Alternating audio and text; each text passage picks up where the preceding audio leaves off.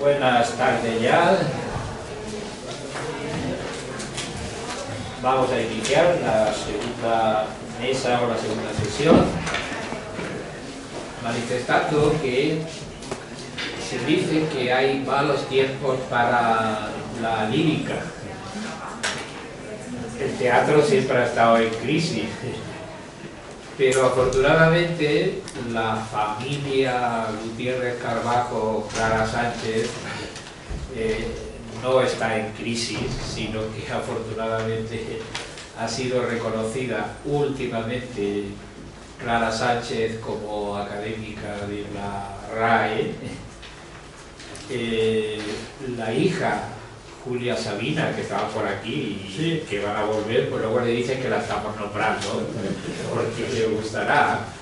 Ha tenido una niña preciosa, pero sobre todo es una novelista impresionante, ¿no? Con una novela de gran altura y que hace que la saga novelística y creadora de la familia pues tenga continuidad. Y ahora, en tercer lugar, digo tercer lugar porque es el lugar más próximo, es el homenaje a nuestro querido amigo pues Francisco Gutiérrez Carbajo, nuestro querido Paco. Se están haciendo durante estos días, pues va a haber una serie de teselas para al final pues sacar un retrato de la trayectoria tan fructífera y ya tan amplia del profesor Gutiérrez Carbajo. Yo quiero manifestar la satisfacción de estar aquí, no como amigo, que sí que lo estoy, a eso me referiré al final, sino también como en representación de uno de los centros donde Paco ha trabajado y mucho, que es el Centro Nuestro de Semiótica Literaria, Teatral y Nuevas Tecnologías, que va ya por 32 seminarios celebrados este año, y que la labor de Paco en el centro, la labor en equipo, porque el centro siempre trabajamos en equipo, aquí hay también varios miembros del grupo, ¿no? Y que hacen que pues el centro se constituya en una de las referencias claves más significativas del estudio de varios aspectos, pero sobre todo de uno, del teatro del siglo XXI. Fuimos los primeros. Desde el año, empezamos del año 2002 o 2003 a tratar el teatro del siglo XXI, que no se trataba, ¿no? Y que hoy afortunadamente goza de un esplendor. Es decir, que hoy los estudios del teatro sobre pues afortunadamente aquí tenemos un ejemplo con el IPE. Y otro segundo aspecto también interesante de la trayectoria de Paco es su labor también en el cultivo de las nuevas direcciones de la teoría literaria, y una de ellas ha sido la semiótica, de la cual fue el presidente de la Asociación Española de Semiótica. Es decir que gracias a su trabajo y a sus publicaciones, tanto particularmente como sus colaboraciones en este conglomerado de trabajos, hacen que su figura sea muy destacada dentro de lo que es el hispanismo internacional. Así que Paco, muchas gracias por ese trabajo. Como docente ha tenido una larga también trayectoria en la Universidad Nacional de Educación a Distancia, y algunos de los aquí presentes han sido alumnos suyos. No sé si fuiste alumno o no de Paco. Sí. Pues, sí. 10 participantes han sido alumnos. Por eso que está muy bien, ¿no? Con lo cual es una labor también muy destacada en tu trayectoria, ¿no? La docente. La de gestor, pues también ha sido, puesto que yo he tenido la oportunidad de trabajar junto a él durante muchos aspectos, y fue decano de la Facultad nuestra de Filología durante 8 años, que fueron también muy fructíferos. Es decir, que añadiendo la parcela personal de amistad, puesto que casi somos una pareja de hecho, Paco, en el mejor sentido de la palabra, que hemos trabajado ya tanto juntos, que estamos muy unidos, ¿no? Y que nos queremos mucho, que es lo importante y lo que significa una amistad, el quererse. Y que, como decía Cervantes... Antes de estos tiempos, ¿sí? Que nos queremos ya antes de estos tiempos. Bueno, claro. Como decía Cervantes, lo importante es que el amigo es el que te honra, ¿no? No el que tú honras a él, sino el que te honra a ti. Y por ello, pues vamos a intervenir, o van a intervenir a continuación, pues los miembros. En lugar de presentar a todos a la vez, para que no se nos olvide, pues voy a cambiar un poco el sistema y vamos a introducir primero quién va a hablar y después el coloquio lo dejaremos para la última ocasión. En primer lugar, pues va a intervenir, va a tomar la palabra en 15 minutos,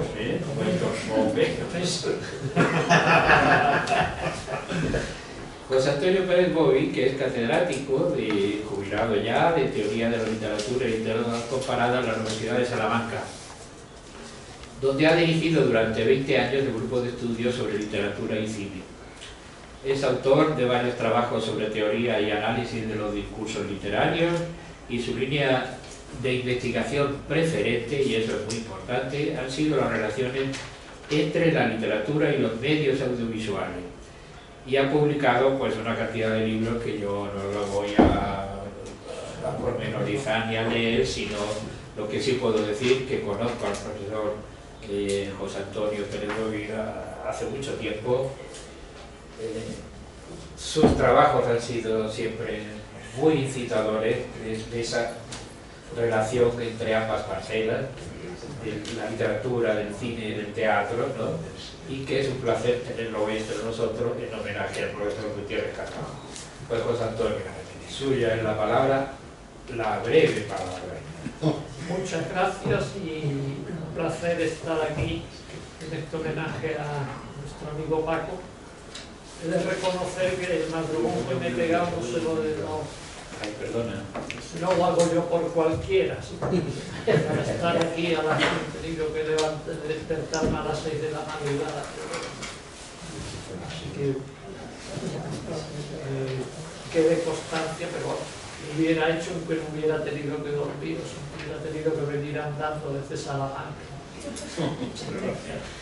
Bueno, el tema de la premura también era seguir un poco una línea que estoy trabajando últimamente, que es sobre la biografía teatral, y Mariano de Paco Padres fue el que me puso en la pista de un artículo suyo hace varios años sobre Lorca en el teatro, y he utilizado 3 obras porque son muy distintas en sí en lo que se refiere a su tratamiento escénico, y viene muy bien para demostrar este camino en que me estoy moviendo ahora de intentar una tipología de la biografía teatral que, como señalo en el título de mi intervención, es muy versátil y pone en juego una gran cantidad de técnicas que se han ampliado obviamente cuando el teatro abandona en cierta medida los presupuestos de la perspectiva tradicional y se amplía enormemente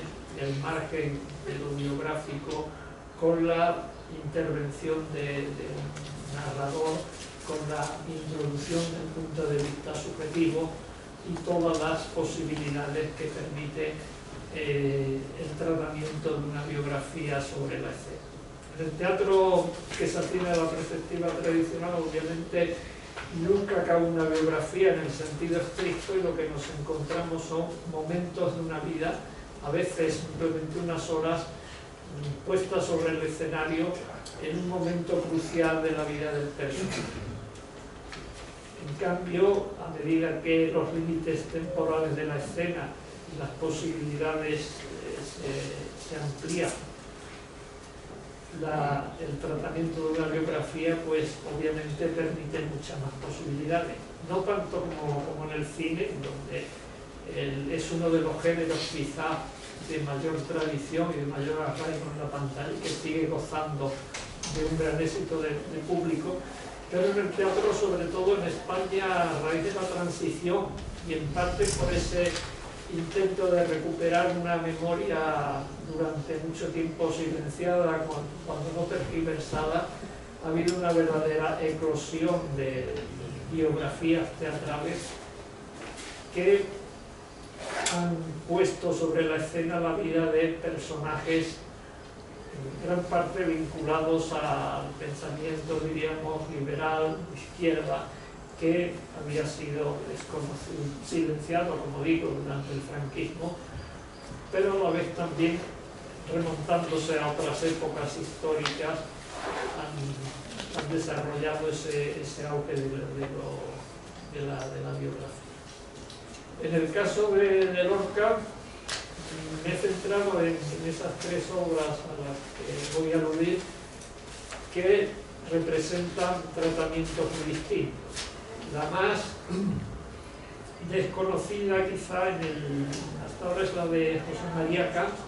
Entonces la publicó durante el franquismo, no llegó a estrenar, se tuvo que estrenar primero en Alemania, en Rostock, la República Democrática Alemana, y luego ya en España fue conocida después de la transición.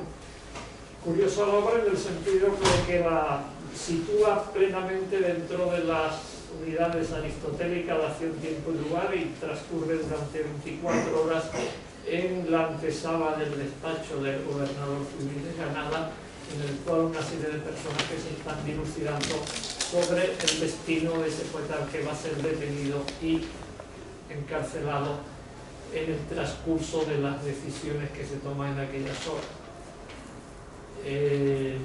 No nos encontramos entonces con un teatro claramente documental, como sería de esperar, puesto que hay elementos en donde el autor especula sobre la posible participación de determinados sujetos en la denuncia y en el apresamiento de Federico.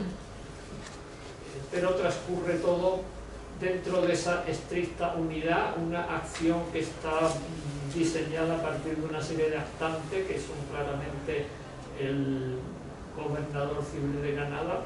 Cambia los nombres, es el comandante Valdés, no lo titula Valle, interviene también el denunciante y el encargado de apresar a Lorca, Ruiz Alonso, que también aparece bajo nombre. Los hermanos Rosales, Luis y su hermana Esperanza, pero con los nombres cambiados, también no son Rosales sino Flores. Y dos personajes que son decisivos como antagonistas, que son aquellos sobre los que va a recaer la decisión de la definitiva que se toma de apresar y luego ulteriormente fusilar al poeta.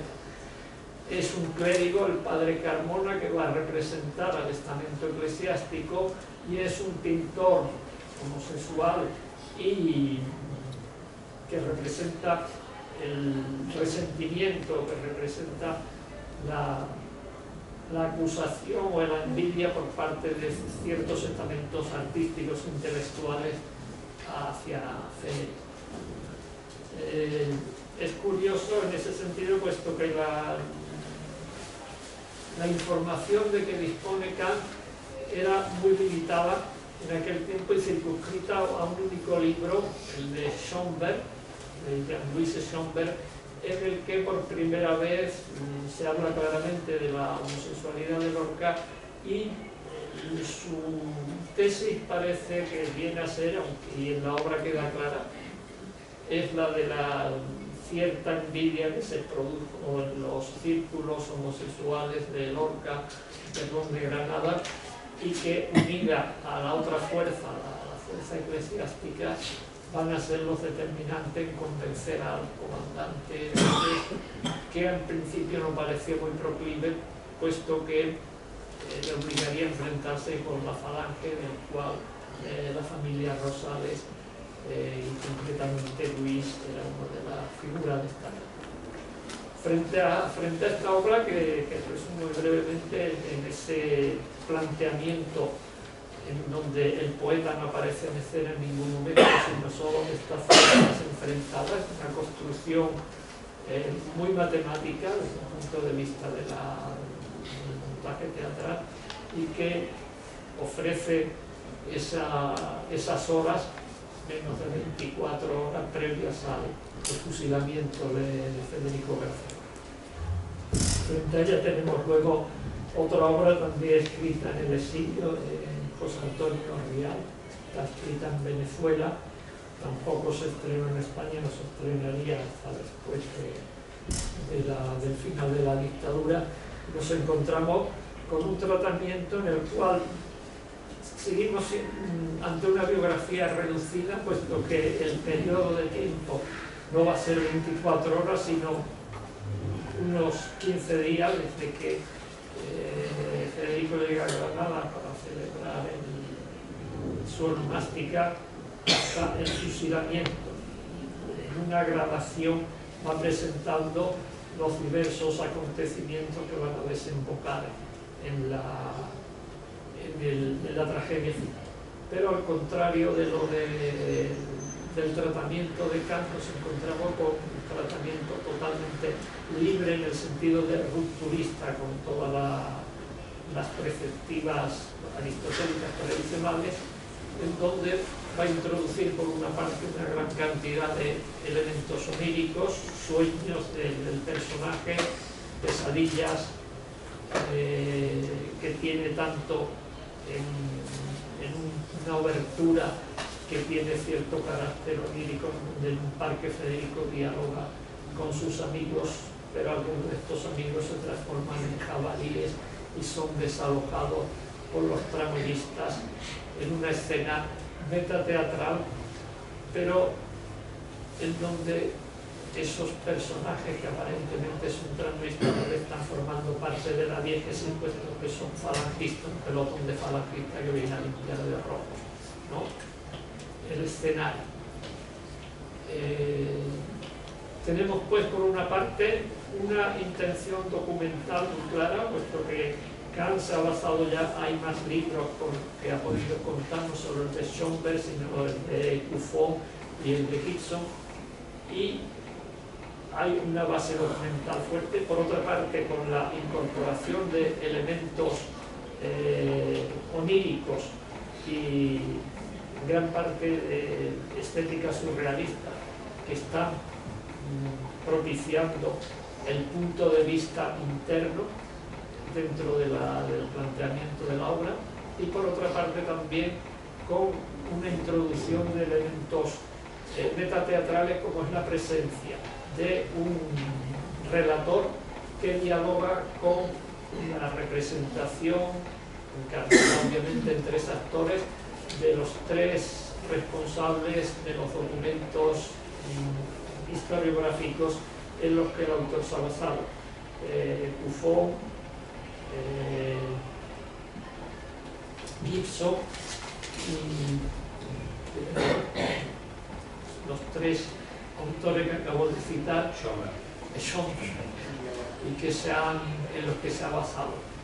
Hay pues rupturas constantes de la ilusión escénica, en los que estos tres autores discuten entre ellos y ponen en cuestión muchos de los testimonios que ellos han manejado. Hay pues entonces un acercamiento amplio en el sentido de documentalismo a la biografía lorquiana, pero utilizando todas las posibilidades que la escena brinda frente a la contención o la austeridad del drama de Kant al que me he referido anteriormente. Pero biografía circunscrita también a un periodo limitado, a unos 15-18 días, que son los que preceden al fusilamiento del toro. Y en último lugar, tendríamos la más reciente, publicada y estrenada ya durante la época democrática, se estrena y escribe en el 78, y es la de Píriz Carbonell, Lorenzo Píriz Carbonell,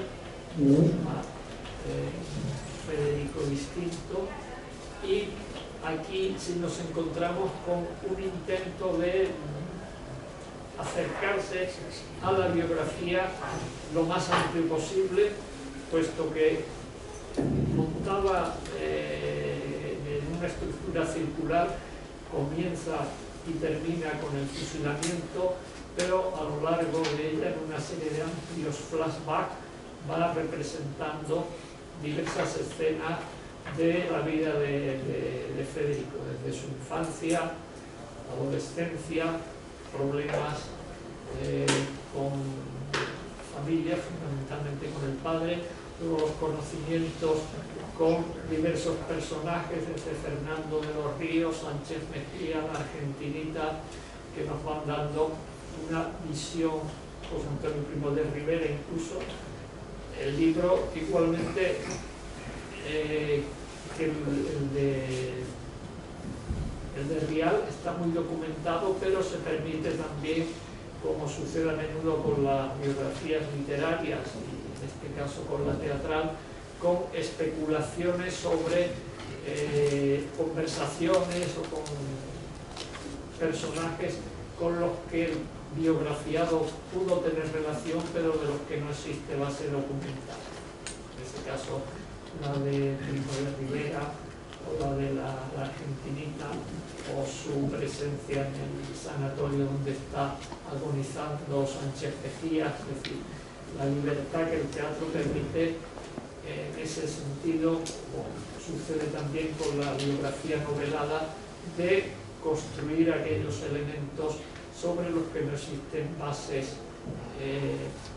sólidas que un biógrafo científico no se permitiría.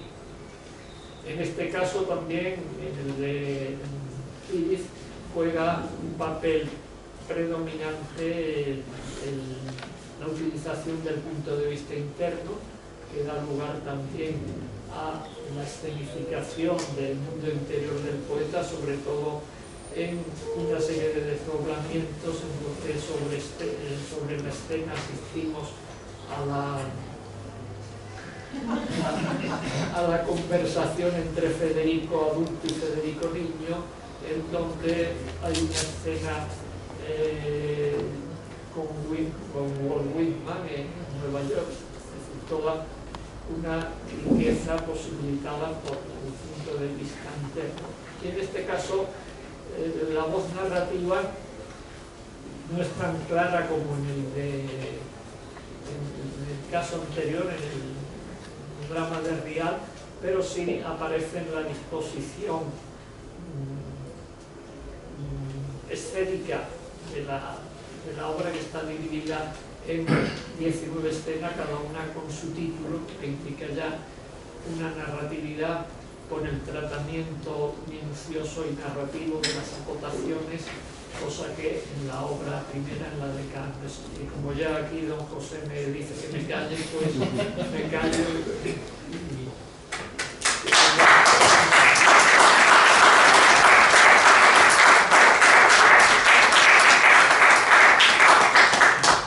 José no te calla, pero ya saben que siempre ha intervenido con nosotros en estos seminarios, sino la estructura, el tiempo. Estos 15 minutos. Hay una pregunta que después, si tenemos tiempo, a ver por qué has elegido estas tres obras dentro de este amplio abanico que hay sobre la figura de García Lorca, que por cierto tenemos aquí un autor granadino, José Moreno Arenas, que acaba de publicar no hace mucho Federico García Lorca en Carne Viva, con lo cual hay un panorama estupendísimo para estudiar. Muchas gracias por tu siempre esclarecedora entrada. A continuación, como David Felipe no ha llegado todavía, que le dicen que vendrá un poco después, pues va a tomar la palabra mi querida amiga y colega, la profesora Mercè Boixarégui. Mercè Vilaplana es catedrática emérita de Filología Francesa de la UNED, ha ocupado varios cargos en esta universidad, ha sido directora de departamento, vicedecana de la Facultad de Filología, vicerrectora primera y doctora del campus de Cataluña y Baleares. Está especializada en didáctica de las lenguas extranjeras y ha dirigido varios métodos de enseñanza de la lengua francesa, muy especialmente el Cherami o el Jazz, que son muy famosas. En el ámbito de la literatura, tiene más de 20 libros y un centenar de artículos y capítulos de libros sobre la literatura catalana, poesía, por lo que ha recibido el premio Josep Pissarr y el premio de investigación Ciutat de Barcelona, sobre literatura francesa, especialmente la narrativa de los siglos XVII y XVIII, y sobre la literatura comparada.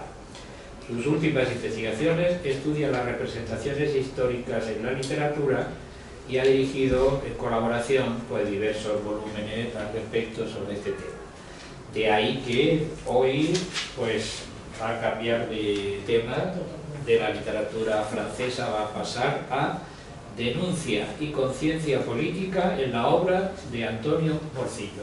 Pues querida Mercé, muchas gracias y tuya es la palabra. Pues muchas gracias. Bueno, como acabas de decir, no es que cambie de tema, es que me introduzco con una cierta osadía en un ámbito en el que nunca he trabajado, es decir, ni he trabajado en literaturas hispánicas, ni he trabajado en teatro, ni he trabajado en la época contemporánea. Entonces, lo que sí he trabajado, más que he trabajado, he gozado de la amistad. Y es por esta razón de amistad que estoy aquí y que me he atrevido a introducirme en el campo de nuestro querido amigo, uno de los campos en los que él sí ha trabajado y como muy bien se ha dicho aquí, ha sido maestro, Gutiérrez Carbajo. Gutiérrez Carbajo es, no voy a extenderme, es un grandísimo amigo al que le debo mucho y al que le agradezco su fidelidad, su confianza y es decir, este poder contar siempre con él. Ya se ha dicho aquí lo generoso, la ayuda que tantas veces pues, he recibido de él y esta amistad que he podido compartir con Clara y con Julia. Entonces, ya digo, mi atrevimiento ha sido porque quería participar, pero participar realmente, no venir con público, en este homenaje. Y luego, dado que se trata de teatro contemporáneo, porque sí, puedes ir al teatro, hay un autor al que sigo desde hace tiempo, un autor que me parece muy interesante, aunque ha sido muy poco representado, y además cuando me he puesto a estudiarlo, pues lo he encontrado todavía más interesante. Forma parte de esos autores, justamente empiezo con una cita de nuestro querido presidente en Calas, en el Teatro Español del siglo XXI, en el que destaca la abundante producción y escasas puestas en escena del teatro contemporáneo, teniendo lugar estas cuando se producen preferentemente en pequeñas e innovadoras salas alternativas. Esto ya lo señalaba César Oliva en el 2004. Nuestro autor, que es Antonio Morcillo López, es nacido en Albacete en el 68, está afincado en Barcelona desde 1999 y forma parte como autor y como director de esos nuevos dramaturgos relativamente poco representado si tenemos en cuenta su extensa e interesante producción. Son 16 obras publicadas y representadas la mayoría de las veces en escenarios y salas alternativas, sobre todo en Barcelona, en el Centro Dramático Nacional, Festival El Grec, en el Festival Internacional de Sitges, la muestra de teatro español de autores contemporáneos de Alicante y también aquí en el María Guerrero. Ha tenido críticas muy favorables y que han sido merecedoras de importantes premios. El Marqués de Bradomín ya en 1998, en 3 ocasiones en premios GAE de teatro Javier Poncela, en el 2001 por Despedida 2, en Experimentos con ratas y finalmente Bangkok en el 2013. Sus obras han sido traducidas al inglés, rumano, italiano, portugués y catalán. Entre los distintos aspectos de su variada y densa obra, nos detenemos en 4 de ellas que ilustran muy explícitamente una temática muy recurrente en toda esta obra. Es la de la concienciación social y la invitación al compromiso político. Se trata de El Hacha, Días Maravillosos, Al Hoyo y Bangkok. Esporádicamente tendremos también en cuenta Los Carniceros, Experimentos con ratas, en las 2 últimas Más allá, y una incidencia puntual que se publican hace unos meses, en el 2013, con un título general que es Nadie vendrá a rescatarnos. Tras una breve presentación de esas 4 obras, pretendo reflexionar sobre los procedimientos dramáticos que las vertebran y que generan su significado, o mejor decir, sus significados, puesto que se trata de obras muy polisémicas y a menudo paradójicas. Consideraré la particular utilización del espacio y del tiempo, un tiempo pasado o presente que siempre es historia, historia con mayúscula, las particularidades de sus personajes entre el mínimo común y lo general emblemático, y la función de los intertextos y la relación de estas obras con el anterior teatro del absurdo, pero con una significación muy actual. De hecho, he dicho que voy a presentar las obras, no las voy a presentar un poco para ir más deprisa. El Hacha, que es la que se publica en el 98, trata justamente, pone en escena las muertes de la banda terrorista ETA y sus motivos patrióticos. Días Maravillosos, que está basada en Días Maravillosos de Jorge Coca y que se representa este mismo año, en el 2004, en la Sala Taratana de Barcelona, y es una obra sobre el final del franquismo y los primeros años de la transición. Y justamente son unos actores aficionados que están preparando, están ensayando el final de partida de Beckett, y a lo largo de estos años, pues la voz en off o personajes informantes van dando cuenta de los terribles acontecimientos que se producen, y al final hace el balance: 1978, 68 muertes y Constitución; 1979, 76 muertes y elecciones generales; 1980, 91 muertos, Jordi Pujol elegido presidente de la Generalitat; 1981, 30 muertos y el golpe desatado de Tejero. Aloyo es mi obra preferida. Se publica por primera vez en la revista en 2009 y es la que tiene una publicación conjunta con Más Allá y una incidencia puntual. Pone en escena los muertos de la Guerra Civil Española, es decir, los personajes son 3 muertos de la Guerra Civil Española, los cuales, abandonados en el fondo de una cuneta, aguardan a que sus cuerpos sean rescatados y devueltos con dignidad junto a los de sus seres queridos. Entonces, debaten sobre lo que ha podido ser este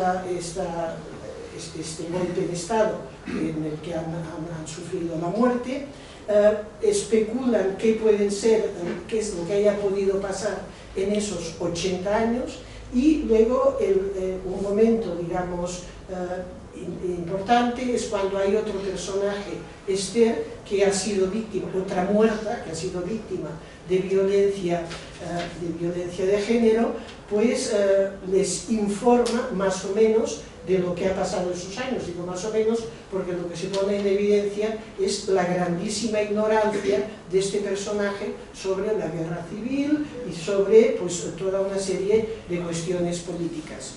Y finalmente Bangkok, que la publica la Fundación SGAE en el 2014, tras haber recibido el 22 premio de teatro, es la obra más conocida del autor y, según Francisco Manuel Saura, puede resultar como la más característica de su dramaturgia, así como un compendio de todo el teatro político y de corte crítico que se está gestando tanto en España como en el resto de Europa.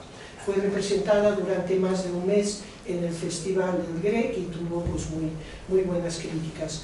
La acción se desarrolla sin interrupción a partir del diálogo entre 2 personajes, un viajero que va a un aeropuerto en el que no hay aviones y porque quiere ir a Bangkok, y el guardia que esté allí, que expone su magnífico currículum y que está haciendo en un aeropuerto que parece irreal. Y entonces pues hay un diálogo entre ellos, que es además un diálogo con una cierta acción, en la que se contrapone justamente la visión de este viajero, que es el que, digamos, trabaja en grandes bancos, en grupos de inversión internacionales, con este guardia que está defendiendo justamente toda una serie de movimientos populares contra los bancos, etc.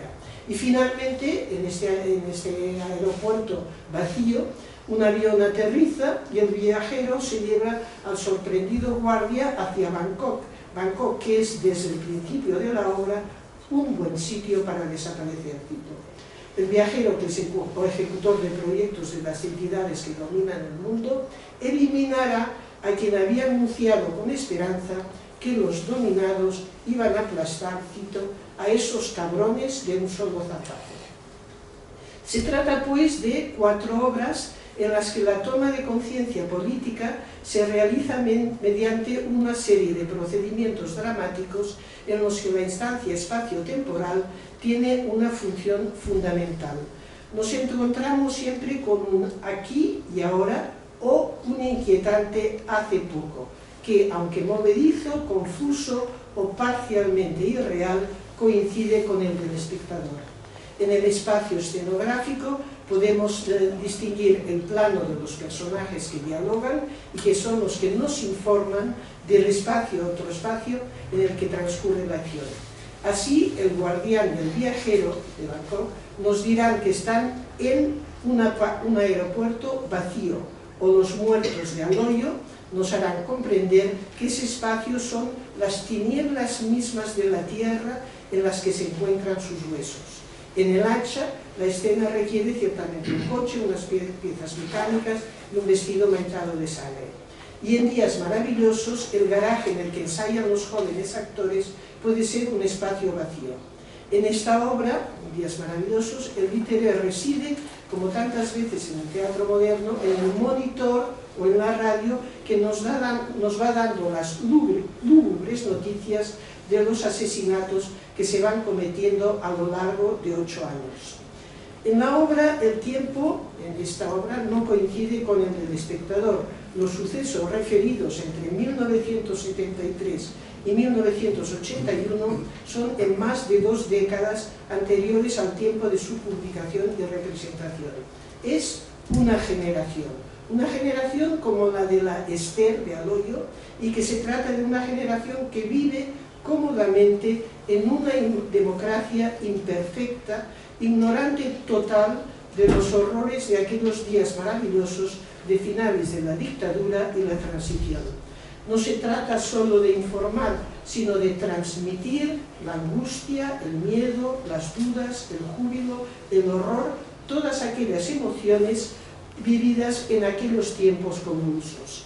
Esta función informativa de la historia reciente es también la que nos viene dada por los personajes de Aloyo. En este caso, el efecto comunicativo es mucho más turbador, cuanto que son los propios muertos quienes hablan de su abandono, ese sí es presente, y de los momentos previos a su muerte. El relato de su viaje en un camión al lugar de fusilamiento es estremecedor.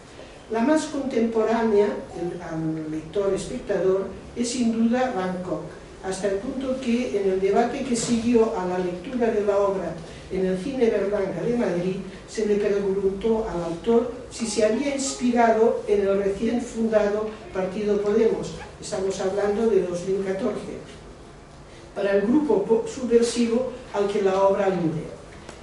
A este grupo y a su líder llamado en la obra el Contrauno, al que los poderes económicos van a hacer desaparecer.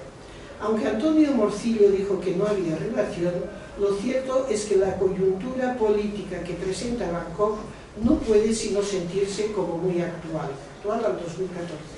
Muy presente es la alusión a una generación súper preparada, cargada de títulos universitarios, que tiene que emigrar o conformarse con trabajos que no corresponden a sus capacidades. Y frente a él, la generación anterior, con unos planteamientos y una actitud respecto al mundo laboral totalmente distinta. Me salto las citas. Esta contemporaneidad o la escenificación de la época presente produce en el espectador un necesario efecto de identificación con la situación y con alguno de los argumentos del debate, confrontándole además con los contrarios y con datos muy concretos acompañados de una cruel resolución. En ambos casos, la contemporaneidad o la historia reciente es es el procedimiento básico para reivindicar la necesidad de la memoria histórica, individual y colectiva, y con ella la toma de conciencia política. Esa contemporaneidad está muy presente en el lenguaje de sus personajes, en sus actitudes, en su forma de relacionarse. Como en el teatro de Brecht, muy admirado por el autor, son personajes comunes, con unas necesidades muy primarias y unos placeres muy elementales, incluso en el feliz recuerdo de los 4 muertos. Así se inicia la obra, se me salto la cita.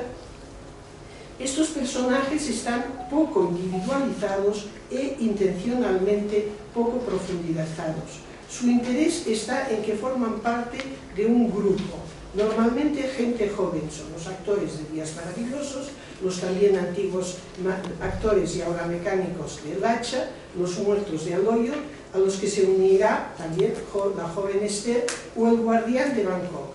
Todos ellos evocan o representan a la juventud contemporánea, con sus problemas económicos, su vida incierta, sus conocimientos basados especialmente en la información mediática, la televisión, las redes, con opiniones distintas que se contrastan en diálogos muy ágiles en los que alterna el dato de actualidad concreto, la reflexión profunda con la zasca correspondiente, ocurrencias, brutal, en un lenguaje coloquial con el tono y los vulgarismos propios de nuestra época. A menudo, especialmente en Días Maravillosos, el texto en mayúscula, la interjección señala lo que en escena será el grito, indignación, desolación o júbilo. Un minuto solo, madre mía. Bueno, frente al... Saltos. Este proceso de denuncia y concienciación social, así como la llamada el compromiso político, parte de unas situaciones y de unos personajes susceptibles de empatizar con el espectador por un cierto realismo de lenguaje y comportamientos. Las distintas obras del autor mezclan este realismo con situaciones completamente fantasiosas, como los muertos que debaten sobre su exhumación. Sigo saltando. Ciertas descripciones truculentas, como la evocación de la muerte de Puchantik o los detalles de la muerte de Carrero Blanco, además del grito «Viva la muerte», pueden vincular ciertos aspectos de esta obra con el teatro pánico de Arrabal. Esas herencias se unen a unas prácticas deconstructivas de construcción, no como procedimiento de demolición, sino más bien como la búsqueda de multiplicidad de sentidos. El mundo se presenta como un espejo roto del que hay que recomponer los trozos para comprenderlo, sino más bien como las imágenes fracturadas de un caleidoscopio que cambian completamente a cada sacudida. La historia, por todo lo cual, la obra de Morcillos, ya termino, se inscribe en las corrientes innovadoras del teatro más actual, estudiadas por Gutiérrez Carbajo. Esos textos se caracterizan, cito a Carbajo, la rabiosa actualidad de sus mensajes y de lenguajes, el realismo tomado de la calle cuya dialéctica, al margen de los esquemas clásicos, puede estar contemplando el abandono humano, etc. Renovar el lenguaje, subvertir los procedimientos narrativos, es renovar la visión del mundo, mostrar su complejidad. En los debates el argumento se confronta con su contrario, no por vía de razonamiento, sino con anécdotas y con datos, rompiéndose el discurso contra la pared del pensamiento ingenuo, la ocurrencia chistosa, el taco, la evidencia factual de lo cotidiano. Ambigüedad de géneros, tiempos y espacios se entremezclan. La obra de Morcillo, dentro de su actitud claramente posmoderna, muestra una voluntad clara de innovación que se corresponde con un profundo escepticismo ideológico. No obstante, la confusión misma, el desvelar progresivo de los horrores recientemente vividos, la desconfianza en los poderes actuales, conlleva la denuncia de un absurdo que no es metafísico, sino consecuencia de secretas maquinaciones de escondidas corruptelas. El absurdo es el asesinato de un arquitecto inocente, el absurdo son los cadáveres que permanecen en las cunetas a pesar de las leyes de memoria histórica, es un sabio guardián en un aeropuerto sin aviones. Es un absurdo del que alguien es responsable, del que todos somos responsables. El compromiso político consiste en intentar comprender que este mundo es responsabilidad nuestra y a pesar de nuestro inevitable escepticismo y desesperanza, alguien, nosotros mismos, debe venir a rescatarnos. Muchas gracias.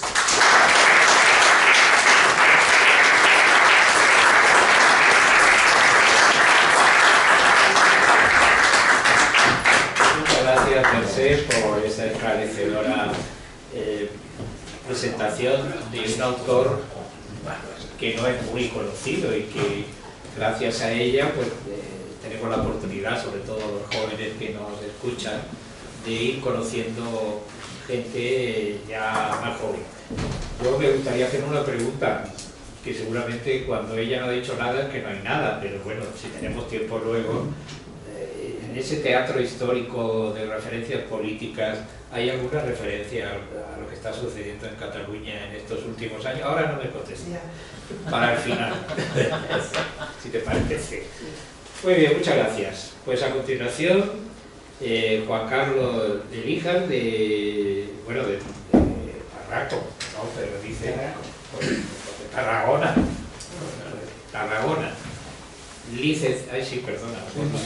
Lo voy a poner allí porque tengo que darle una pues venga, cambio de turno. Muy bien. Bueno, mientras lo voy presentando. Licenciado en la Universidad de Barcelona y doctorado en Literatura Hispánicas en la UNED. Pertenece al cuerpo de catedráticos de secundaria. Ejerce la enseñanza a 100 metros de donde nació y a 200 de su sala de teatro preferida. Yo no sé por qué les da esta anotación tan peculiar, ¿no? Que después no como no tengo currículum, pues tengo que hincharlo. Como ya que venía aquí, ¿no? Pues eso digo yo. Pues muy bien. Tiene 25 libros de poemas. Bueno, pero eso son... Bueno, pero aquí estamos hablando de creaciones. Y un extracto de la obra poética editada entre 1998 y 2014 se encuentra en Ontología Poética, en la isla de Sistolá de 2015. Y luego pues aparecen aquí una serie de títulos en el orden de la literatura de la creación poética. Tiene una propuesta dramática, Trilogía de la Ambición, Metrópolis 2022, y una novela, Prosomodo, Diario, Fábulas y Peripecias de Jordi Cogolla, Pandémico y Terrestre, que es publicada en el Reino de Cordelia en el año 2023. Sí. Y es alumno del profesor Francisco Gutiérrez Carbajo, con lo cual pues, sí, será un placer que nos ilustre sobre... Bueno, buenos días a todos y muchas gracias por permanecer y saludos a la juventud, que es lo que nos queda. Cierto, una novela que alguien dice que es novela y que precisamente el viaje lo íbamos a presentar mañana. Bueno, antes de todo... Perdona, digo, él va a hablar de sí, Gonzalo Cunillo. Sí, ahora lo explico. Así que digo, para que sepamos de qué va a hablar. Perdón. No, nada.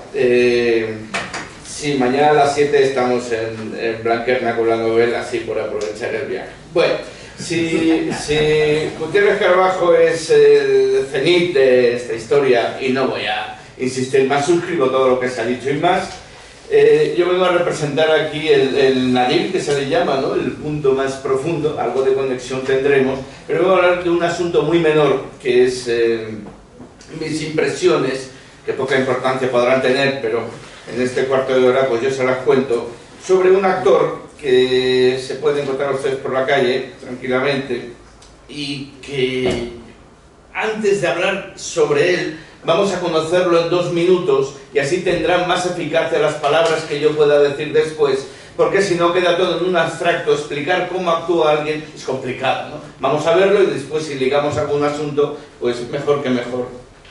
Gonzalo Cunillo es su nombre. Y ahora faltaría que se escuchara y ya sería. No se puede ver esta pantalla, perdón, que se ha apagado.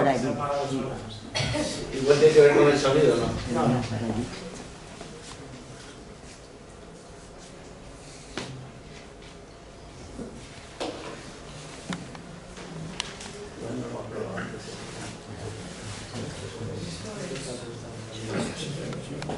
Claro, así mejor.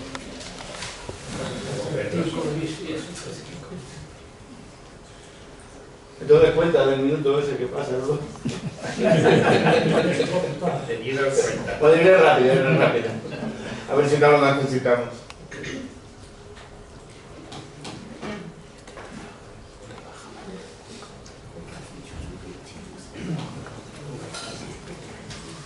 Bueno, mientras se soluciona el asunto del sonido, ya hablo yo, que eso estoy aquí. ¿Sí? ¿Suena ya? Yo les quería decir que también soy un poco el oxímoron con patas, porque en unas jornadas sobre la amistad me presento, soy un tipo que no tiene amigos, no tengo amigos para nada, entonces veo aquí que se anuncia como la amistad, digo, pues iremos a ver qué sucede. La verdad es que me alegro muchísimo de cuando ustedes se saludan y se abrazan y se alegran. Yo lloro por dentro, es cierto, porque llevo tantísimos años sin amigos. Venga, a ver ahora. Pues únelo ya al foro. Sí, gracias. A ver si pudiéramos escucharlo. Provista de un peso real, más gente de la que puedas contar sin perder. El peso y la erosión causada por la desaparición de trocitos de pies reblandecidos, tiras, grumos, tiras de piel sucia, oscurecida y morena, cuyos trocitos, diminutos y desladados, se ven al final del trampolín, a la luz del sol se amontonan, se juntan, se deslavan, formando dos círculos. Y fuera de ti el tiempo es que no transcurre en absoluto. Es asombroso el ballet vespertino que tiene lugar allí abajo, parece que se mueve a cámara lenta. En realidad podrías quedarte aquí encima para siempre, vibrando tan deprisa por dentro que flotarías inmóvil en el tiempo como una abeja sobre una sustancia dulce. Y estás en un lugar tranquilo y silencioso. No hay tiempo ni sonido más real que la sangre chillándote en la cabeza. Estar aquí en lo alto comporta visiones y olores. Los olores son íntimos, recién blanqueados. Es ese peculiar aroma floral de la vigía. Pero de su interior brotan hacia ti otras cosas, como una nieve sembrada de hierba. Y sientes... Bien, lo dejamos a Gonzalo que siga con la suya, por lo menos para hacernos una idea inicial tenemos suficiente. Como Gonzalo podíamos haber escogido a muchos otros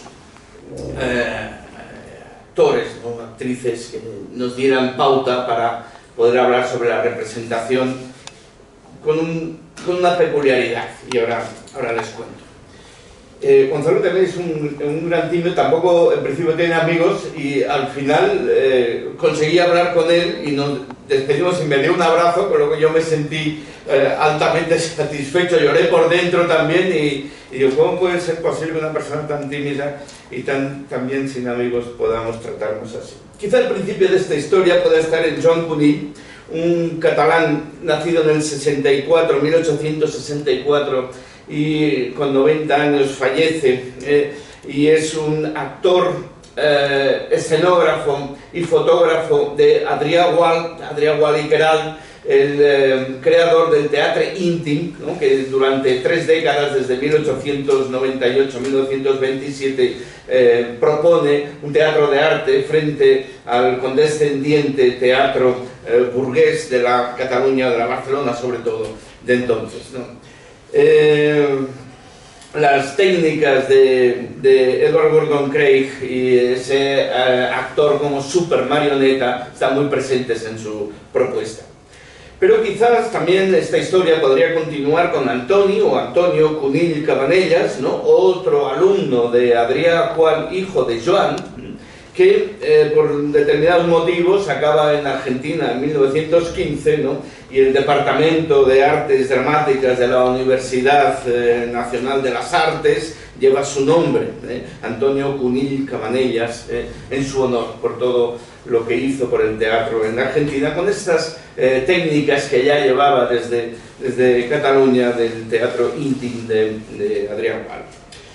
Y aquí estamos ahora ante este personaje que nos ocupa y del que nos ocupamos, que es Gonzalo Cunill, ¿no? Un nieto de Antonio Cunill, un bisnieto de Joan Cunill, y que abandona Buenos Aires a finales de los 80 y acaba en España en el 89, ¿no? Tras sus estudios en el Conservatorio Nacional de Arte Dramático, ¿no? Estudios de filosofía, lo tenemos en España en el 89. El hecho de que yo me haya fijado en este actor, que lo he visto en 2 o 3 ocasiones, entonces se despierta un poco la relación de mis cursos con Paco, ¿no? El estar a visor de gente no del todo sublime y altamente famosísima, ¿no? Sino de una cuestión casi que de instinto, una cuestión casi que de olfato, ¿no? De detectar el arte, ¿no? En salas muchas veces underground, ¿no? En lugares donde lo propicio quizás no sea el triunfo, ¿no?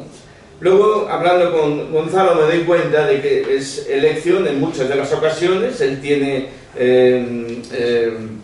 papeles, tiene representaciones en círculos, digamos, tanto de cine como de teatro, ¿no? De categoría, digamos, pero no abandona esa idea del perdedor, de alguna forma, de decidir cuáles son sus trabajos y que no se los decidan los productores, ¿no? Y de ofrecer en salas, pues, ya digo, de una categoría menor, modestas, humildes, ¿verdad? Pero que es libre para presentar sus trabajos, sobre todo con el productor Juan Ubar, ¿no?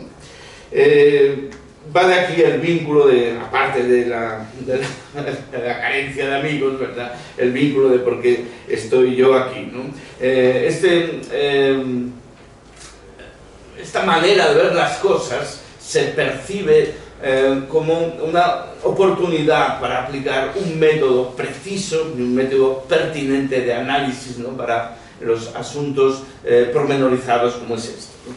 El primero en darse cuenta, ¿no? de las capacidades de Gonzalo, de esa peculiaridad que él ofrece en escena, es el crítico Marcos Ordóñez, que desde el minuto cero ya se vuelca con las representaciones de Gonzalo. Yo ahora explico un poquito de qué va esta cosa, ¿no? Dice que su poética escénica tiene que ver con un ejercicio expresivo que transmite una honesta verdad. No sé si se ha podido comprobar, quizás es muy poco tiempo, pero algo de eso ya les aseguro yo que existe, ¿no? Dice, él mismo dice que los textos traspasan ese canal que acerca el personaje a la persona, ¿no? Es la esencia se propone una transparencia que hace desaparecer el artificio. Esto es muy complejo, ¿eh? Estamos viendo imágenes, ahora lo comentaré, de una adaptación de David Foster Wallace, ¿no? En lo alto para siempre, obra que costó muchísimo en cuestión de derechos, ¿no? De poder llevar esto yo creo que fue en el Lliure me parece que fue en el Lliure. Entonces el público se halla ante la esencia de una naturalidad que se percibe incluso más allá de la representación, ¿no? Bien, si tenemos que hacer un poco de biografía, hablamos de que su primer trabajo es en el 92 con el hundimiento del Titanic, dirigido por Carlos Marquerier, ¿no? Es un actor de Rodrigo García, de la Carnicería Teatro, ¿verdad? Es un actor de Juan Navarro, con el que hace Fiestas Populares en 2005. Pero sobre todo, él valora y sobresalta, ¿no? la participación con Jan Lowers, ¿no? En la Net Company, ¿no? Esa compañía belga, ¿verdad? con el que lleva a cabo Calígula en el 97 y Morning Song en el 99, que le proporciona sendos premios a Mejor Actor en la Crítica Teatral de Barcelona por las interpretaciones.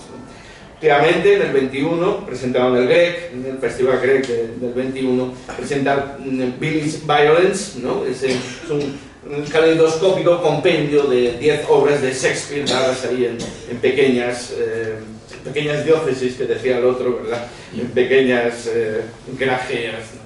En ese momento, en 2003, es cuando ya Marcos Ordóñez destaca ese monstruo argentino, ¿no? Lo último que ha hecho ha sido un Lear en el 2022 en el Arriaga, ¿no? Dirigido por Richard Sagún, o Sin la soga al cuello, que es un poco esta idea que yo traigo aquí, en 2023, está recientemente estrenada en Vigo por Ensaye Teatro, y forma parte de un libro suyo de pensamientos, de poemas, de ideas, del propio Gonzalo Cunill, publicado el año pasado, ¿no? Yo les voy a hablar aquí de 3 obras, fundamentalmente, 3 representaciones, que pertenecen a 3 francotiradores, como son Pasolini, como son Thomas Berhan o como es Foster Wallace, ¿no? El Tala de Bernhard, llevado a cabo en la Sala Beckett, en Barcelona, es en origen, después dan algo de vueltas por ahí, aquí llega alguna cosa, pero muy menor. Es del poco teatro que se puede ver en Cataluña, dado en lengua castellana, ¿no? El Who is Me de Pasolini, que dirige Rigora, ¿no? De Jan Lauwers, él destaca ese pacto interpretativo con una dirección artística de criterio claro, cercano a una expresividad muy fría, ¿no? En lo que él busca, en contraposición a un arquetipo afectado por las emociones, ¿sí? Esa idea, vamos a ver un actor básicamente hierático, un actor que mueve con su discurso, ¿no? Las emociones, que no son lo más destacable de cuanto ofrece. Va más allá del mero cuerpo, es una dimensión muy interna, y eso es, yo creo, esa célula que, aunque él no sea consciente, yace en ese teatro íntimo, ¿no? Que su bisabuelo y su bisabuelo habían conseguido asimilar, ¿no? El arte de abrir, cito de Ordóñez en el 2007, una ventana en nuestro tiempo exterior, ajetreado, caótico, y llevarnos al suyo, esencialmente interior, inventar un círculo de intimidad en el escenario. Esa es la idea. Fin de la cita, esa es la idea. Hay una complicidad constante, sin súplica, destaca, ¿no? Y es esa selección de textos alejados de lo comercial. Silvia Hernando en el 12 ya habla de Juan Navarro y Gonzalo Cunill como adictos al riesgo, porque no van a ganar nada, casi que ni dinero. El propio traductor de Berhan, Miguel Sáenz, en el 19 ya dice, cito, otra representación que me parece extraordinaria fue la de Juan Navarro y Gonzalo Cunill. Barranco en el 13 ya habla de todo tratado con un humor tremendo y una puesta en escena que proponen estados físicos, ambientales o sensoriales. Es un teatro de texto que ofrece en un abanico muy sutil otro grupo de mensajes, ¿no? de lenguajes, ¿no? Destacan el magnífico trabajo actoral de Cunill, etc. Olivares en el 16 habla de una no interpretación realmente magnífica. Esa no interpretación, al fin y al cabo, es lo que buscamos. El actor ya no interpreta, es. Y ese es el gran secreto, y ese es el gran milagro, y esa es la esencia del actor teatral que llevamos, pues ¿cuántos? 3.000 años arrastrando. Pues es eso en el fondo, el actor ya no interpreta, es. Gonzalo Cunill, vuelve Ordóñez en el 17, habla con una voz íntima, poderosa, confesional, como quien se dirige a un amigo una noche de verano, mirándole a los ojos. Fin de la cita. Ese estilo transparente que ofrece verdad en la declamación, en la interpretación, en la representación, en la asunción, al fin y al cabo, de otras vidas, ¿no? Porque, al fin y al cabo, cualquier discurso de cualquier dramaturgo en Gonzalo Cunil acaba siendo, al fin y al cabo, una poética del yo, esencialmente es el yo. Por ese camino es cuando Rigola habla de los 2 minutos, dice a los 2 minutos, sí, la sutilidad, la sutilidad es clave, ¿no?, en el asunto, ¿no? Lo vi. Cuando dice que al comenzar, a los 2 minutos, justo llegaba hora de comenzar la función, Gonzalo Cunil es quien lo interpreta, y sobre el escenario da la sensación de que estuviera Pasolini. Bien, la metáfora, y acabo, de que es el dogal el que desaparece del cuello cuando sube Cunil al escenario, explicada por él, es la siguiente. La soga al cuello la llevamos durante las 24 horas del día. El actor es libre cuando deja la soga para ascender al escenario. Cuando declama, todos esos personajes underground y francotiradores gonzalean, porque llega un momento en que todos son dichos con el estilo de Gonzalo, a pesar de todos los métodos de interpretación, y llega un momento en el que solo, dice él, le queda el vértigo del fracaso. Es libre porque ya la soga no está en el cuello, es libre de la vida, pero le queda el vértigo del fracaso ante los espectadores y ante la propia esencia de la representación dramática. Ya está, gracias por atendernos.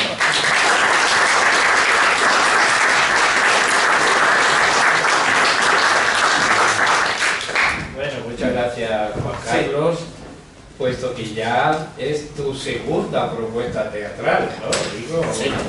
Además de la trilogía de la ambición, como decías que no habías hecho nada de Bueno, teatro, pocas cosas. pues ya va haciendo cosas.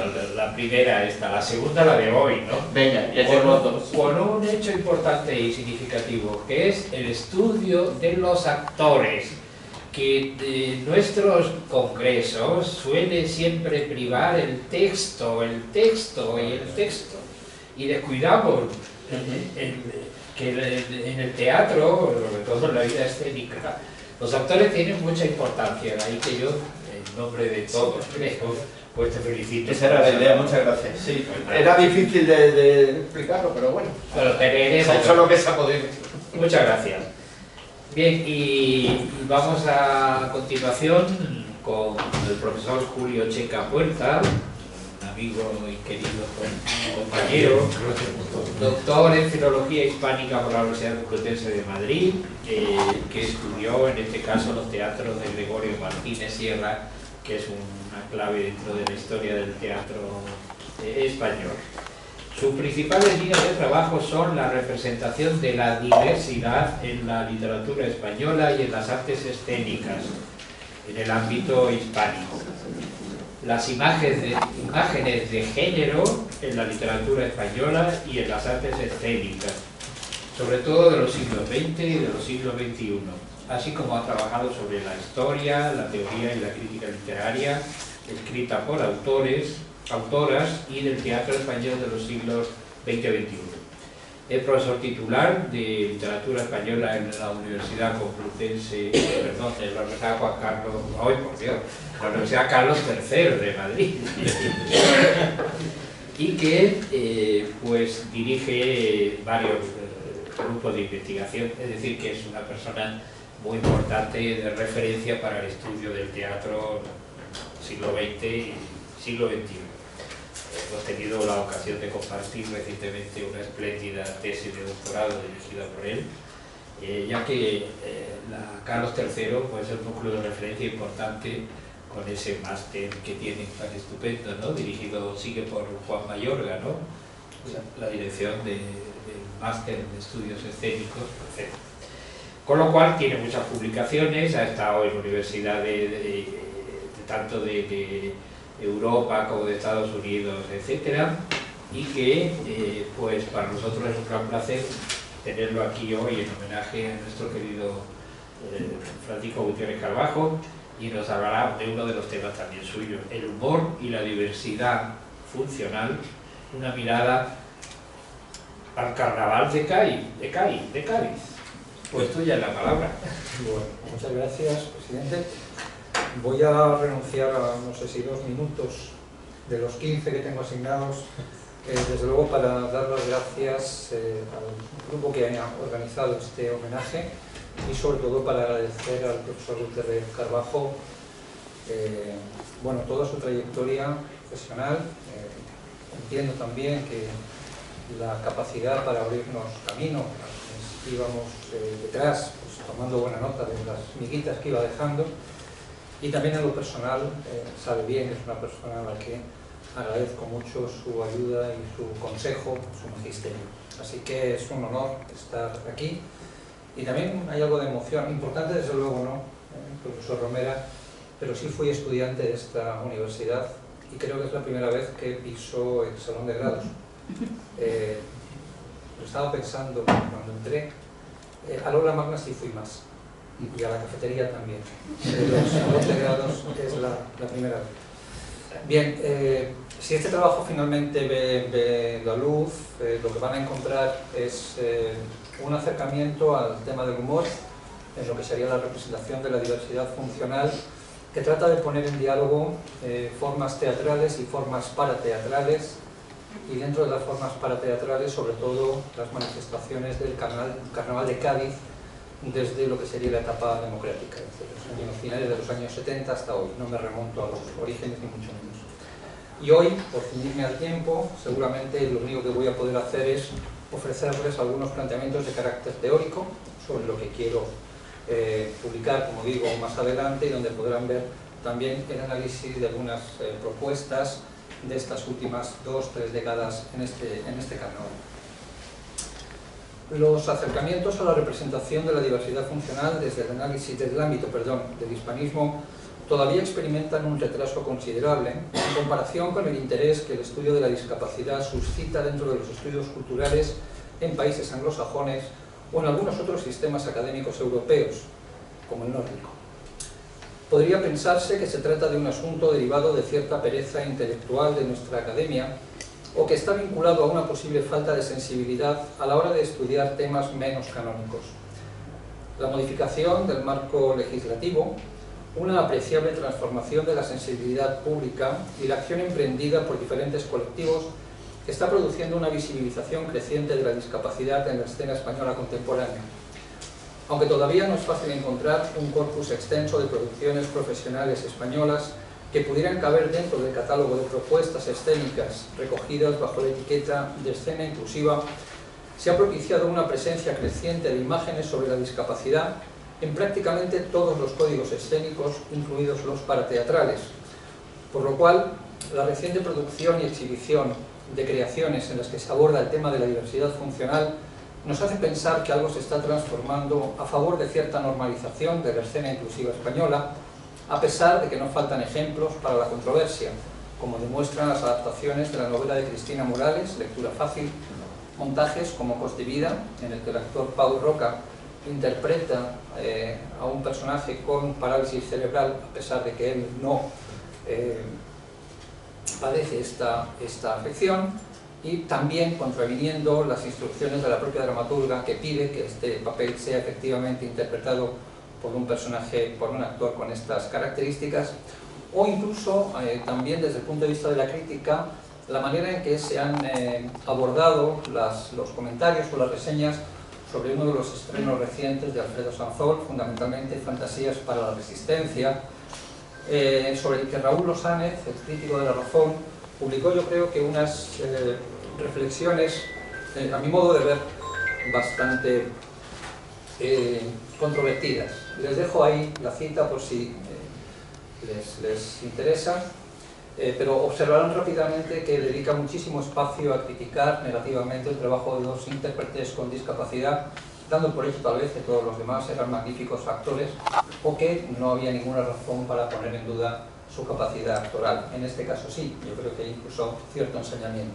pero es otro asunto. De entre los elementos que atraviesan muchos de los trabajos últimos, me interesa ahora detenerme precisamente en el empleo del humor, pues ofrece desafiantes puntos ciegos. Algunos de ellos trascienden el marco de la discapacidad, como la corrección política, la apropiación, la legitimación de las voces y de los discursos, pero otros constituyen ejes vertebradores: la ambivalencia, la intención, los imaginarios, los efectos, participantes, estética, etc. Además, quisiera revisar algunas diferencias y analogías que se establecen atendiendo a la clave del humor entre los códigos escénicos, si bien por razones de espacio me limitaré a cerrar con un breve recorrido por las últimas ediciones del Carnaval de Cádiz. Antes de nada, quisiera recordar cómo algunos grupos teatrales de los años 70, estoy pensando en espectáculos como Castañuela 70, Las Madres del Cordero, ya reconocieron su deuda con este tipo de expresión parateatral. Siguiendo con el establecimiento de algunas influencias recíprocas, puede citarse el éxito en los años 80 del Cuarteto de Rota, precisamente en el Carnaval de Cádiz, que fue el primero que dotó al cuarteto de teatralidad y de personajes, o la presencia creciente de cuartetos que en estos últimos años muestran fuertes influencias de la stand-up comedy o del sainete costumbrista de personajes. La falta de estudios críticos que propongan acercamientos a las relaciones entre humor y diversidad funcional explica la carencia de un corpus teórico suficientemente esclarecedor, pese a que existen algunas monografías que han atendido de manera pertinente a esta intersección. Esta debilidad resulta más llamativa si se considera el carácter determinante del humor dentro del complejo tejido de las interacciones sociales y de las prácticas culturales, que hacen a menudo difícil establecer diferencias entre lo cómico y lo trágico en los discursos sobre la discapacidad. Sin duda, entre las razones que explican esta circunstancia, puede apuntarse el hecho de que han prevalecido históricamente aquellas ficciones que ofrecían imágenes de la diversidad funcional en clave dramática, si no trágica, con la proliferación de relatos de superación o de resignación, en los que parecía quedar poco espacio para la risa.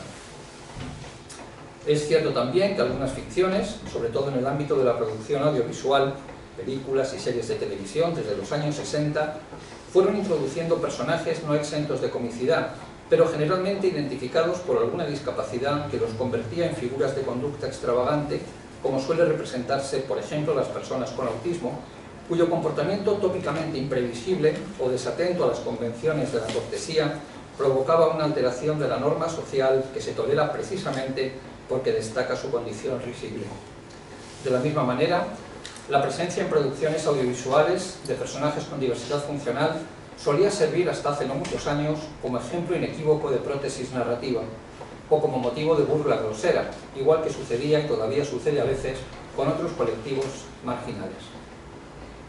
En el caso de las personas con alguna deformación, freaks, inválidos, feos, su representación suele ser problemática, pues forman parte de un colectivo humano ambiguo, liminal, distinto a la mayoría, que nos fascina y por tanto es escrutado minuciosamente a fin de esclarecer qué papel tiene en la sociedad, cómo hay que relacionarse y qué distancias hay que establecer con él, puesto que es diferente. Aristóteles sostenía que hay seres cuyo aspecto real nos molesta, pero nos gusta ver su imagen ejecutada con la mayor fidelidad posible. Tanto la tragedia como la comedia son géneros que imitan a hombres que actúan, esto lo decía Aristóteles evidentemente, y estos necesariamente serán esforzados o de baja calidad. De modo que la comedia se ocupará de imitar a estos últimos, y sigue Aristóteles, porque la comedia es imitación de hombres inferiores, pero no en toda la extensión del vicio, sino que lo risible es parte de lo feo, pues lo risible es un defecto y una fealdad que no causa dolor ni ruina. Así, sin ir más lejos, la máscara cómica es algo feo, contrahecho sin dolor. En efecto, la asociación de algunos términos de esta definición, hombres inferiores, lo risible es parte de lo feo, defecto, resultan muy problemáticos dentro de nuestros imaginarios contemporáneos.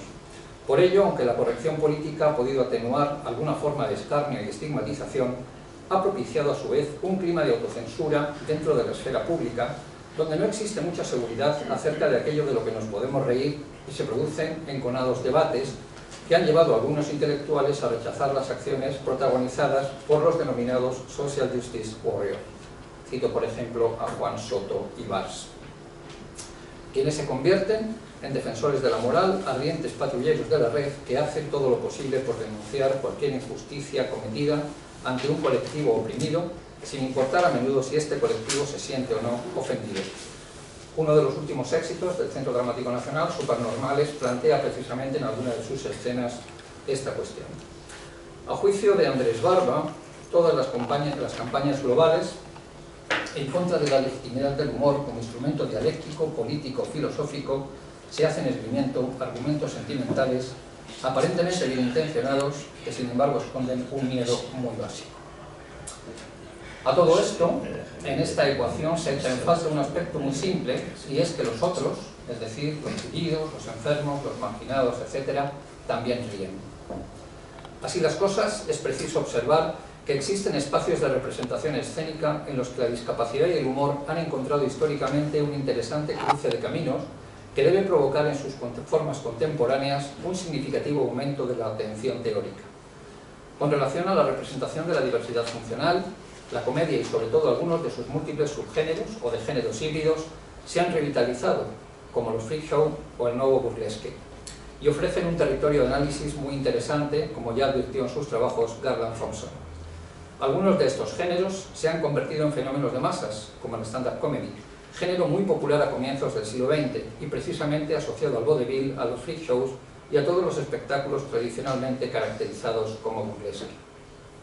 En este tipo de comedia, la fórmula del monólogo humorístico por parte de intérpretes con diversidad funcional puede reconocerse emparentada con diferentes formas de autoetnografía, autoparodia o autoficción, además de dar cuenta de identidades no normativas y proponer desde los escenarios estimulantes estrategias de denuncia, crítica social y activismo. Entre lo costumbrista y lo contracultural, entre lo mainstream y lo minoritario, que ha conformado sus características hasta lo que es hoy, un género de carácter confesional en el que una persona monologa frente al público con una postura ambivalente entre la sátira y la franqueza, la parresía, ¿no?, de la que hablaba Foucault. El género de la stand-up comedy queda reconocido de manera general por su capacidad para construir, divulgar, perpetuar o quebrar las imágenes estereotipadas. En el caso de lo que pudiera denominarse como etiquetas como el humor creep o el humor de la discapacidad, we conclude that disability humor constitutes an emerging liberatory art form, dice Bingham, especialmente popular por atender a un colectivo marginado, por introducir imágenes de la discapacidad en la cultura popular y por ser genuinamente divertido.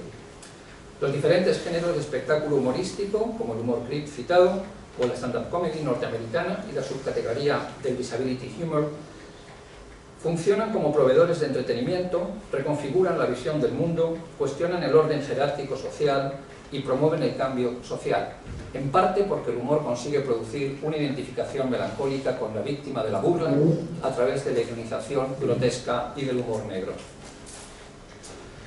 Este tipo de espectáculos darían respuesta, entre otras, a la pregunta que se formula Jorge Fernández en el ensayo ya citado: ¿de qué se ríe un cuerpo tullido? Aunque subraya el carácter ambivalente de la broma, dada la imposibilidad de reconocerla de manera nítida, bien como un resorte de expulsión o bien como un rito codificado de inclusión a la comunidad, pues se entiende que ambas operaciones son correlativas por tratarse de un significado en constante fluctuación, construido social y culturalmente. Además, es preciso reparar también en las diferentes teorías sobre el humor, superioridad, liberación, inferioridad o incongruencia, los diferentes tipos de discapacidad y las posibles intersecciones, entre ellos, como proponen Bingham y Green, para quienes también resulta imprescindible atender al modelo de la discapacidad dominante. Según concluye Tom Shakespeare, resumo mucho la cita, lo fundamental también es atender al contexto. En todo caso, queda por comprobar en qué medida la presencia escénica de personas con discapacidad contribuye a modificar la percepción que la comunidad tiene respecto de estas personas. Es evidente que la aparición sobre un escenario de intérpretes con discapacidad, ante los que se suele retirar la mirada en el espacio público, demandan la atención de nuestros ojos, lo que obliga a reconocer los patrones de conducta que determinan cómo miramos.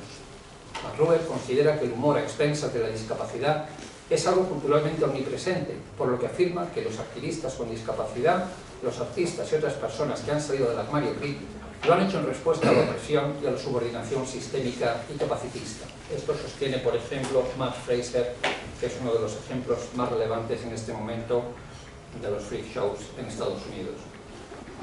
Aun considerando la gran cantidad de aristas que presenta el empleo del humor en la representación de la diversidad funcional, creo que tenía razón Baudelaire: la risa es versátil. Debemos distinguir bien la alegría de la risa, pues esta es la expresión de un sentimiento doble o contradictorio, y por eso hay convulsión. Y por eso creo que acepta Tom Shakespeare cuando defienda la importancia de la comedia para identificar aquellas barreras que provocan dificultades a las personas con discapacidad y para desafiar los valores culturales dominantes y los tabúes que prevalecen en la interacción cotidiana, a pesar de la tensión histórica establecida entre la comedia y la discapacidad, y confío, y cierro ya con esto, en que esta exposición al menos explique por qué he elegido para mi intervención, para mi posterior ensayo, algunas actuaciones recientes del Carnaval de Cádiz en las que es posible detectar muchos de estos aspectos y desde luego abren una interesante analogía con formas canónicas de la escena española contemporánea. Muchas gracias.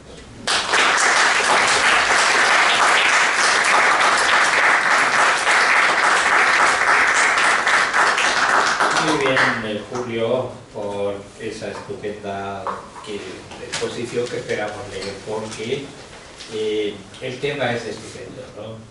Hace falta estudiar la discapacidad en el teatro actual, como ha hecho, por ejemplo, el cine, ¿no? Una película famosa, ¿no? Y que supongo que se va a publicar los resultados de un congreso internacional que acaba de celebrarse los días 22 y 23 de marzo del 23 en la Carlos III, sobre normas y diferencias, la diversidad funcional y las artes escénicas, literarias y audiovisuales.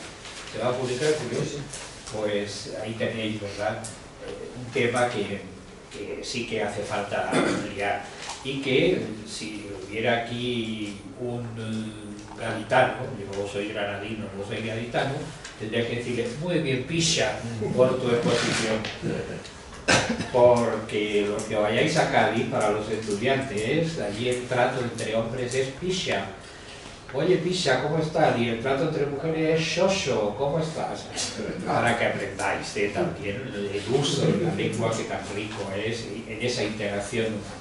Pues muchas gracias y vamos a continuar, que todavía nos faltan dos intervinientes, con David Felipe Arrán, que acaba de llegar porque tenía otra actividad y le rogamos que suba al escenario. Pues David Felipe Arrán es filólogo, escritor y periodista cultural. Es profesor de la Universidad Carlos III de Madrid, autor de numerosos libros, entre ellos Héroes y Villanos en el cine y Nuevos archivos secretos de Sherlock Holmes, y periodista en diferentes medios de comunicación, entre ellos el programa de cine del canal 24 horas de televisión, que de vez en cuando te vemos. Muchas gracias y tuya la palabra.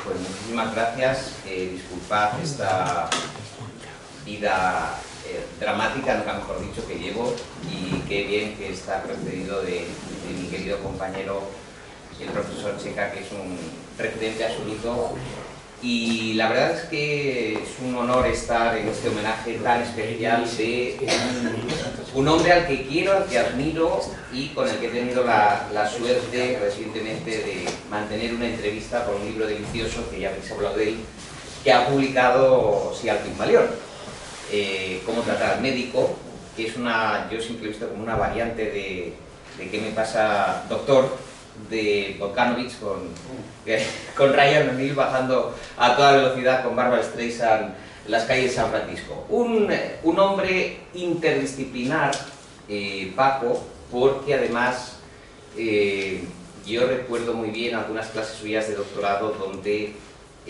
al hilo de la conversación, porque es un hombre conversacional, sus clases son precisamente una especie de intercambio, de diálogo, donde Paco va recomendando cosas que ha visto, y entonces allí pues se juntaban en su verbo florido, yo qué sé, pues Fermín Cabal, Alonso de Santos, Sánchez y Misterra, y aquello me parecía un festival, una ensalada muy estimulante, y sobre todo una cosa que me decía, ¿no? Decía, bueno, es que hay que investigar más allá de la filología tradicional. Y entonces me proponía caminos, decía, oye, investiga esto de la ironía, que han salido unos libros de la ironía, ¿te acuerdas, Paco? Me decía, y iba corriendo, en la época en la que uno se gastaba los cuartos, que sigo gastándomelos en los libros, ahora yo no sé si eso se hace, pero nos gastábamos todas las propinas y los ahorros en comprar los libros aquellos. Y en ese hilo que tú me tendiste, he seguido tirando y tirando y tirando, en los maridajes de la pragmática, echando mano de otros campos, a ti que te gusta mucho el cine, que te gusta mucho la música, las óperas barrocas y todo eso, la pragmática un poco como auxilio de la filología más clásica, ¿no? Entonces, he planteado como una especie de sistema de análisis de estos ingenios y juegos verbales que a ti tanto te gustan, partiendo de unos principios básicos, los principios de cooperación, principios de pragma lingüística, para que puedan servir para compartirlos, porque comparto contigo y con nuestros queridos profesores y maestros que están aquí, que el discurso del teatro barroco es una transgresión continua de una máxima de calidad básica de Grice para que todos nos entendamos y el lenguaje sea algo inteligible, compartido, común y generoso, que dice: nunca afirme usted lo que crea que es falso. Pues, efectivamente, el teatro barroco transgrede precisamente una de esas máximas. Enunciados fingidos, simulados, faltos de realidad o de veracidad, en el itinerario del entremés que recuperó Asensio, el profesor Vélez pone de manifiesto, además, en un excelente trabajo en la Perinola, donde hay un repaso y puesta a punto, como en la ITV del coche, de los entremeses de Quevedo, pues ahí efectivamente aparece una especie de idea, que dice el profesor Vélez, desde que ciertos filólogos decidieron qué era bueno, qué era malo, qué entraba en el canon y qué no, pues ha habido cosas que se han quedado fuera. Escarbar precisamente lo que algunos prebostes filológicos a comienzos del siglo pasado dijeron que esto era filfa, pues a veces se pueden encontrar unos grandes tesoros, ¿no? Y en el caso de los entremeses, más allá de Quiñones de Benavente hay vida, y esa vida de los entremeses es muy rica en esta explotación de ingenio verbal que tienen todos estos grandes dramaturgos, hasta el más chico. En el caso de Quevedo nos encontramos un acercamiento palatino, un acercamiento cortesano muy interesante, un hombre contradictorio, condenado por unos, amado por muchos, entre los que me encuentro yo, que hace pragmáticamente del teatro un ejercicio práctico para su vida, un ejercicio de acercamiento a los círculos del poder, con una comedia como es El privado, que es verdaderamente polémica, porque la gente no se pone de acuerdo de si esto es pro o contra sistema, pero yo más bien me inclino por el grupo de que Quevedo, muy pro sistema, en el fondo de su alma nunca ha sido demasiado, más bien al contrario. El caso es que, aplicando este sistema del discurso creativo del barroco, hay otro campo muy interesante que me parece que está sin explorar, que es el de las malinterpretaciones, o lo que dicen los anglosajones, los misunderstandings. Y los personajes del teatro barroco están jugando permanentemente con esos malos entendidos. El caso de Diego Moreno, el caso de los cornudos consentidores, que son abundantes en la literatura quevedesca, con otro debate abierto acerca de si los personajes de Quevedo son meros traslados a las tablas como una especie de espantajos fijos, ¿verdad?, que van y más o menos evolucionan o involucionan en escena. Veremos que no, que Quevedo tiene su riqueza. Elevada a la categoría de fiesta, en la comedia se identifican lo lúdico y lo falso como fuente de entretenimiento. Y como señala en otro libro fantástico sobre la mentira, que publicó Sisbarral, que seguramente te gusta, retomando palabras de Covarrubias, todos coinciden en que la comedia nos dibuja el trato de mujeres y hombres de cualquier edad y condición, unos que engañan y otros que son engañados. O añadiríamos que se dejan engañar, como en el caso de los personajes quevedescos. Ese personaje que llama a casa insistentemente y no le abren la puerta, y está su mujer en el lecho conyugal con un extraño y sigue llamando, pero ¿quién dice? Soy yo, cabro. Cabro con la C apóstrofe avisa a ese hombre para que pueda entrar en mi casa. Esa especie de dejarse engañar, que responde ya a un tercer giro de sentido, me parece muy interesante. Por lo tanto, tratos de hombres y mujeres que engañan, que son engañados o que se dejan engañar. Un retrato, dice temprano, en ese estupendo libro sobre la mentira, en el barroco de lo que pasaba en el mundo. ¿Acaso la comedia en sí no plantea una gran mentira con sus malentendidos, con sus presuposiciones? Y recordemos que Lope de Vega, al describir el nuevo espíritu de la comedia, contrapone lo verdadero y lo falso. Esa famosa frase suya, mezclando burlas y veras. Ahí es donde está el quid. Los dramaturgos, dotados de las cualidades necesarias para reproducir la realidad desde la ficción, recurren al arte de mentir, asociándola, como bien ha dicho el profesor Chica, al arte de la risa, que también te gustaba a ti, Paco, mucho. Investigaciones sobre la risa. Me parece un reto filológico extraordinario, algo tan complejo como lo que nos mueve a risa. Descodificar los triples, cuádruples sentidos de Lope, de Quevedo, de Tirso, de Calderón, me parece extraordinario. De un Calderón entremesista, que no tiene nada que ver con el Calderón de los autos sacramentales reverenciales que hemos estado trabajando, pero que en realidad tenemos un Calderón divertido, inexplorado y casi diría inédito, ¿no? Hay una edición deliciosa en Castalia que es una maravilla. El arte de mentir, por lo tanto, contribuye sin duda al arte de la risa, y para ello se ayuda del equívoco permanente entre los personajes como signo de agudeza verbal, de la estructura del malentendido. Únicamente es el contexto el que conoce muy bien el público, el de la fiesta barroca, el de la predisposición de la audiencia, para saber que unos van a estar engañando a los otros a lo largo de la representación, logra el milagro de que todas esas presuposiciones, malos entendidos, se entiendan, se descodifican.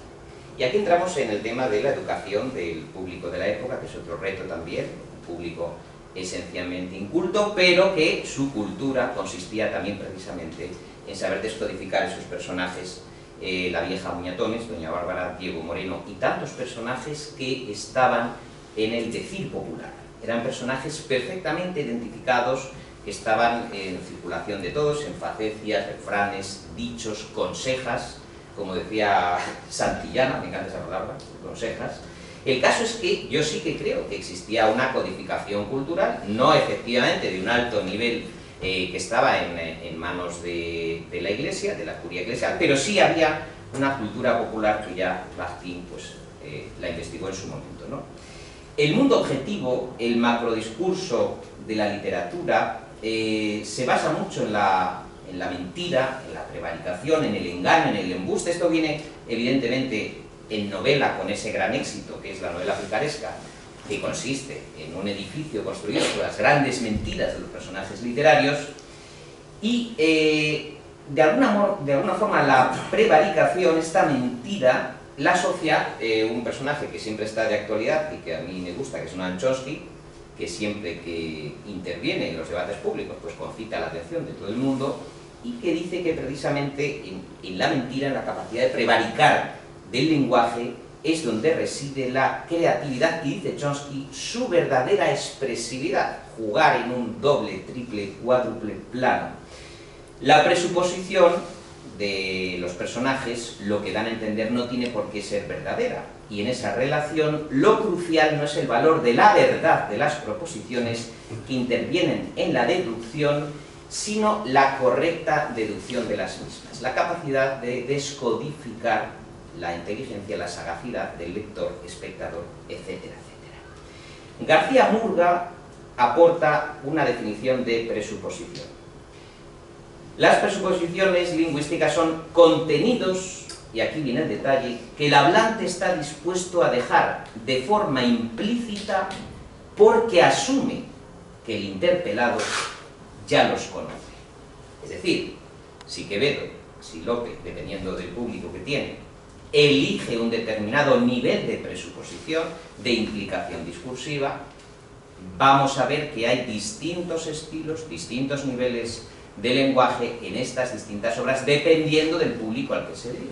No es lo mismo una comedia, un entremés en los representados Jardines del Buen Retiro que una en un corral de comedias. De manera que para inyectar o para enriquecer o para trufar esas obras de la literatura, estos escritores, estos ingenios de la corte, saben perfectamente algo que a nosotros se nos escapa en el siglo XXI y tenemos que recurrir a multitud de ejercicios para desentrañar los verdaderos significados de las obras. Afortunadamente ahora mi querido maestro Germán Vega ha puesto en marcha el Stylus, ese programa de inteligencia artificial que nos viene a solucionar la vida a los filólogos de una manera pasmosa. Uno introduce por una ranura una comedia de no se sabe quién ni cuándo fue escrita y la máquina te la escupe con un 99% de concurrencias y te dice sí, coma, es de Lope. Esto está pasando y me parece una de las grandes noticias de la filología. Viene, como digo, a aportar luz y taquígrafos a muchas pestañas que muchos compañeros y compañeras se han dejado en la ecdótica y en la atribución de las obras. Esto también va a servir, el otro día lo hablaba con Germán, para establecer las concurrencias de los escritores y ver cuáles son los juegos lingüísticos más utilizados, el léxico más utilizado, y se abre un campo maravilloso. Germán habla por la tarde, creo, mañana, parece, ¿no? Germán Vega. Mañana presenta. Mañana presenta. Pero creo que al final no va a poder venir.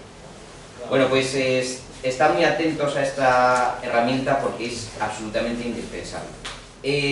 Hockett propuso la prevaricación o la mentira como ese rasgo distintivo del diseño de una buena comunicación. Es la posibilidad que tiene el hablante de emitir mensajes falsos, confiadamente además, haciendo de esta propiedad del lenguaje una representación subjetiva y una mediación, dice Hockett, entre el yo del hablante y el mundo.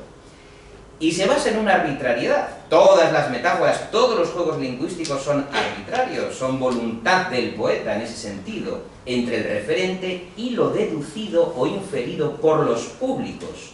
La interpretación del mensaje es la clave y sobre todo, y pasa en todos los dramaturgos del siglo de oro, y por eso los filólogos disfrutamos mucho, descodificando qué es la vaguedad y la ambigüedad de lo emitido. ¿Qué ha querido decir? ¿Esto es así? ¿De dónde lo ha sacado? Y hay artículos en torno a una palabra, a una expresión, a una raíz, ¿no? La clásica noción de verdad carece de fundamento en la teoría de las presuposiciones, por lo tanto, podríamos atrevernos a preguntar hasta qué punto la prevaricación ofrece falsos contenidos desde el momento en que su existencia obedece a una configuración mental. ¡Qué barbaridad!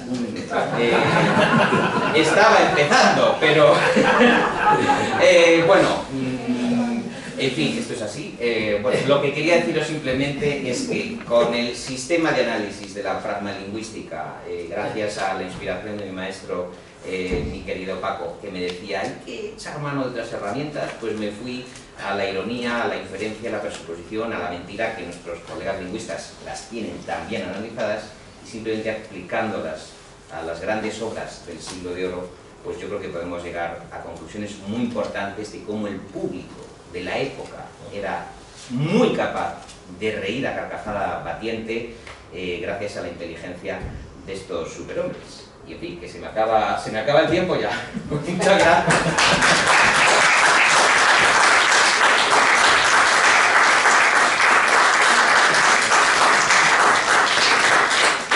Yo lamento ejercer de juez tajante, cosa que en mi vida no me gusta, pero es así, es el tiempo que nos lo marca, porque todavía nos queda la última intervención de esta mañana, que por cierto quiero agradecer a todos los presentes que habéis sido muy puntuales y muy respetuosos del tiempo, si no es que habíamos mucha hora, decirle que eran 6 o 7.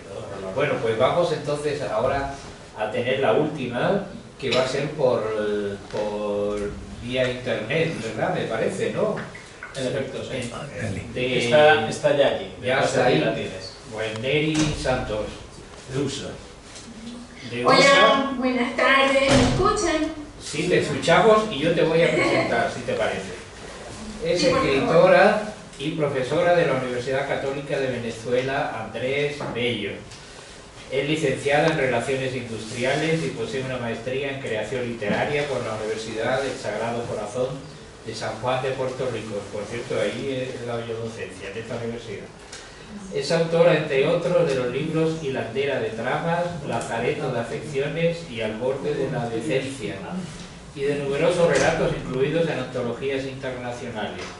Es miembro de la Academia Colombiana de Letras y Filosofía de Bogotá, y nos va a hablar de un tema pues, muy sugerente y muy relacionado con el profesor Gutiérrez Carbajo, que es el tema del español como idioma para contarnos y la influencia del doctor Francisco Gutiérrez Carbajo en su difusión y aprendizaje internacional.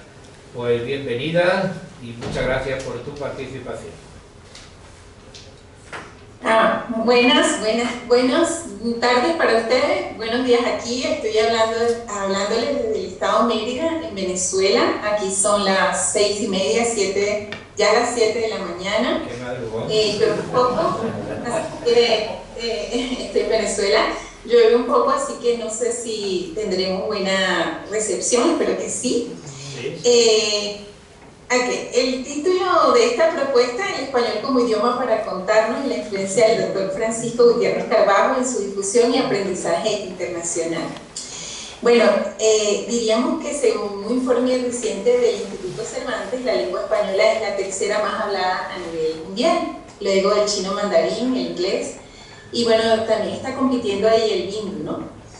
El hecho de que nuestra lengua se haya expandido de esta forma ha sido gracias a la labor de diseminación y enseñanza de profesionales, tales como el emprendido por el doctor Francisco Gutiérrez Carbajo, del cual yo he sido testigo. El doctor Gutiérrez Carbajo ha procurado el buen uso del idioma y su influencia ha impactado a los jóvenes escritores del norte de África y de Latinoamérica.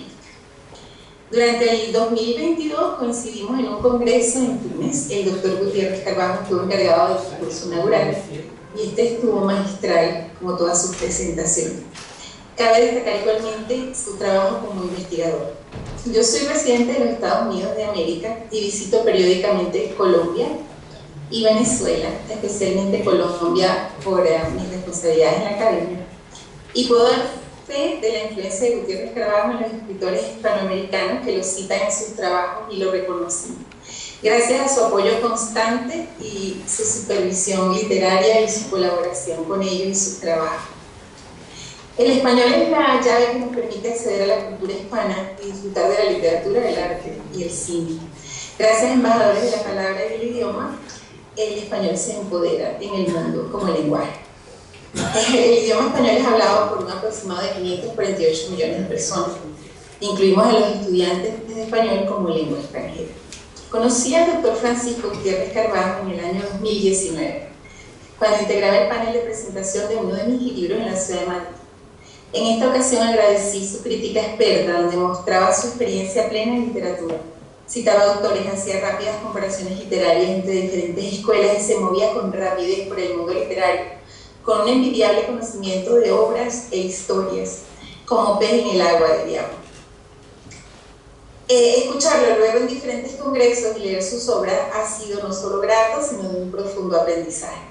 Hemos coincidido en congresos en los que nos han invitado como panelistas en diversas oportunidades, tales como en las jornadas de Hispanismo Colombo Tunecino Español en octubre del 2022 en la Universidad de la Manúa en Túnez, y en el Encuentro de Hispanistas Árabes en Córdoba.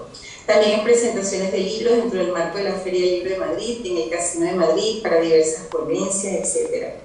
Paco, como cariñosamente lo llamamos, se autodefine como un hombre tímido. Sin embargo, su trayectoria como autor de más de 78 libros y ediciones críticas y de un aproximado de 170 artículos en revistas internacionales de reconocido prestigio, aunado a su participación en congresos internacionales, presentaciones de libros, charlas y eventos culturales, lo desmiente.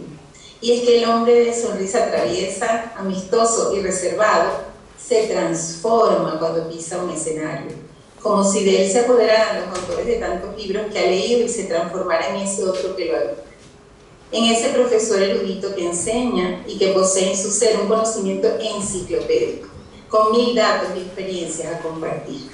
Cuando baja del estrado y suelta el micrófono, vuelve a ser el ser que evita las multitudes y que prefiere la intimidad. Paco es entonces el esposo de Clara Sánchez, el padre de Julia Sabina, ahora el abuelo de Sol y el amigo. Las dos primeras, Clara Sánchez y Julia Sabina, tienen el nombre de emperadoras romanas y tan unidas a la cultura de España y del mundo como el mismo Francisco Gutiérrez. Tuve la oportunidad de compartir la presentación del libro 100 años de poesía tunecina de Río Mami y de congresos y visitas a Túnez en varias ocasiones. Conocer a Francisco Gutiérrez Carbajo y a su familia, además de leer sus libros, ha significado un enriquecimiento en mi vida y en la vida de muchísimas personas. Paco tiene el don de brillar en su oratoria y en sus trabajos exquisitos. El español se emplea como lengua de intercambio entre América Latina y Europa. Asimismo, a causa del flujo migratorio entre Estados Unidos y América Latina, ha aumentado el interés por el español como segunda lengua. Puedo dar testimonio de las horas que Gutiérrez Carbajo ha dedicado a la enseñanza del español como idioma a otros países, especialmente en Túnez, donde fui testigo de sus ayudas en la Universidad de La Manúa, sus conferencias y sus intervenciones y su paciencia para enseñar el español. Sus credenciales como catedrático de literatura española, académico de número de la Academia de Artes Escénicas de España, académico correspondiente por Madrid de la Real Academia de Buenas Letras de Barcelona, florecía en ese contexto. Además, por el hecho de haber sido decana de la Facultad de Filología de la UNED y presidente de la ANECA, su talento y experiencia le hace brillar. El profesor Gutiérrez Carbajo se presenta como un extraordinario orador, escritor y educador del idioma español en muchas de sus obras y aplicaciones. Ha sido profesor invitado a universidades de Europa, África y América, miembro de los consejos de redacción de los comités científicos de tesis, libros, proyectos.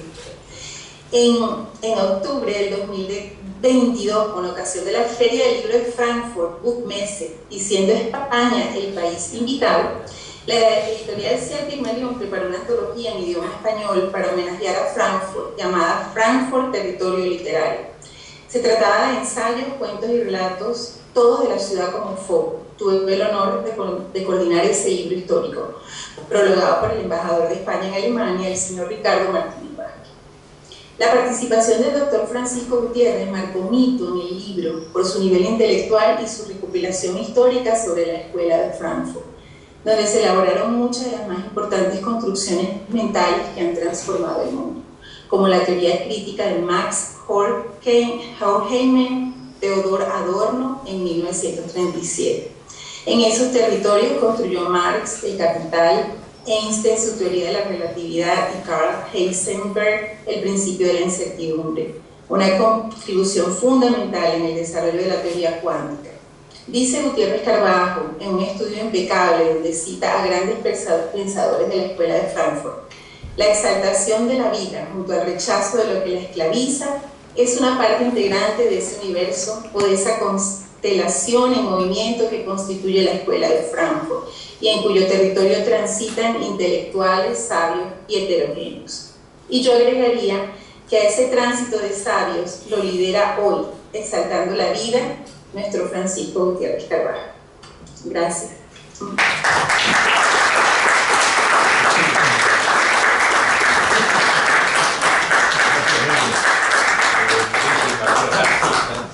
Por esta sintética biografía del profesor Gutiérrez Carbajo y por este tiempo que estaba ya un poco sobrepasado. Creo que no hay ya para abrir coloquio, ¿no? Sino mejor hacerlo el coloquio. Sí, lo hacemos en la comida. Así que agradeciendo... Me voy a levantar un momento para un anuncio. Sí, pero claro, agradeciendo a toda la intervención y ajustándose a este dictador marcaje de tiempo. Pues y agradeciendo a todos vosotros vuestra asistencia. Por otra parte, pues queda cerrado esta mañana, mientras ahora el profesor Julio Vélez quiere dar alguna... Sí, es una... Muchas gracias. Solamente quisiera indicar a todos los presentes y a los que nos estén viendo que esta tarde, en lugar de tener lugar nuestro encuentro aquí en el Salón de Grados, vamos a ir al Salón de Actos del edificio D, empezando en la primera sesión a las 4 de la tarde. Va a ser en el Salón de Actos, el edificio D, que es el edificio que está saliendo a mano izquierda, bajando unas escaleras a la izquierda. ¿Vale? Si tenéis alguna duda, me escribís o me lo decís y demás.